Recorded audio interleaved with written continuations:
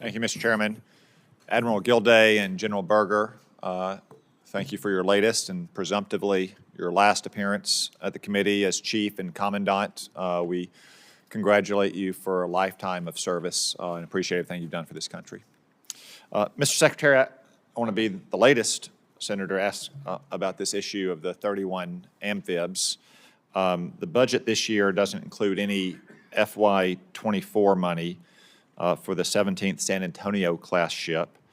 That sets you on a path to fall below the legislatively mandated 31 ship amphib floor, as Senator Kane pointed out. And General Berger, you testified that you think that's in the needs of the Marine Corps. So I just want to ask, what's up with this discrepancy between that legislative mandate and General Berger's stated needs for the Marine Corps and the budget request? Can you explain it to us? Well, thank you, Senator. First, let me unequivocally state that I don't dismiss anything that the Commandant of the Marine Corps said with the need for our nation to have the heavy lift that's necessary to provide our expeditionary forces in the Pacific, in particular, the ships that they need to be able to carry equipment and personnel around the Pacific. The concern that developed over the course of the last year or so has been the increasing cost of the platforms themselves. There were two studies that were done to address this issue. One is a cost study that was initiated by the Office of Secretary of Defense to look at and compare the cost essentially between the different designs of the LPD and see if we could actually bring down those costs.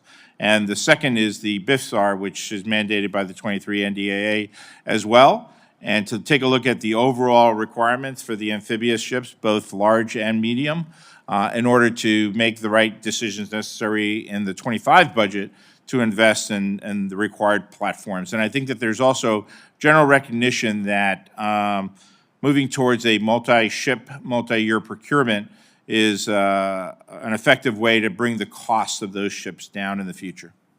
So at bottom, it's a cost issue. Yes, sir. The cost per ship issue. Yes. General Berger, any further thoughts on this matter? The Senate, the Congress gave the service chief the authority, the responsibility to determine the operational requirement, which I did, which is 31. But the Secretary obviously has a lot of things he has to fund, as does the Secretary of Defense. So I'm not in their position to weigh it against all the other things that they must fund. I can just tell you that the operational requirement, the minimum, is 31. And that assumes a level of maintenance that provides the availability to combatant commanders. Okay, thank you both. Obviously, this matter has a high degree of interest on the committee, and I suspect we'll be addressing it in the months ahead.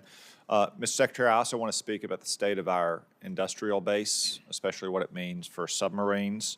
The Navy's inability to field ships in the fleet on time and on budget for many years, well before you came along, to be fair. Trying to make it better, Senator. Yeah, we all are. But it's been a source of growing concern. There are press reports that it's now going to take 5 years for the Virginia-class submarine production to reach its target of 2 boats per year.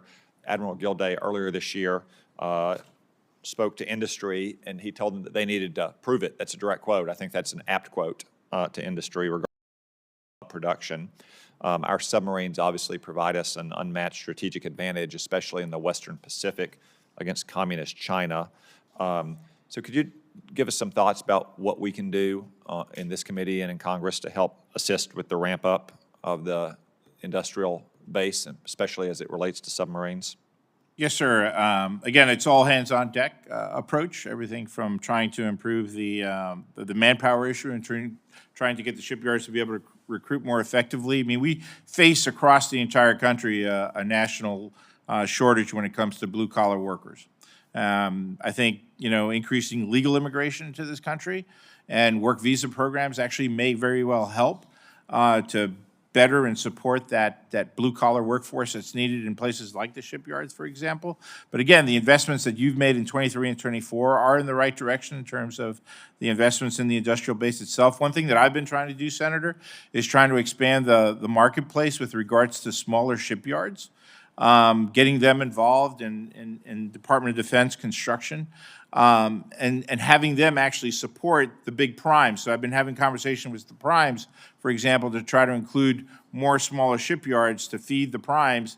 And a perfect example of that actually is being executed now at Austal, where even before I got here, the CNO encouraged the development of steel hulls at Austal. They are now building steel hulls, and they're actually contributing to Electric Boat up in Connecticut and providing the necessary modules necessary. And I think HII is doing the same thing as is Ingalls down in Pensacola as well, too. I think continued investment in CapEx makes a lot of sense, where the government invests in these capital improvement programs at the shipyards, so that the shipyards can also make an equal investment and help get us to the right place. It's all hands on deck across the entire spectrum of improvements that have to be made. Thank you. Thank you, Senator Cotton. Senator Rosen, please.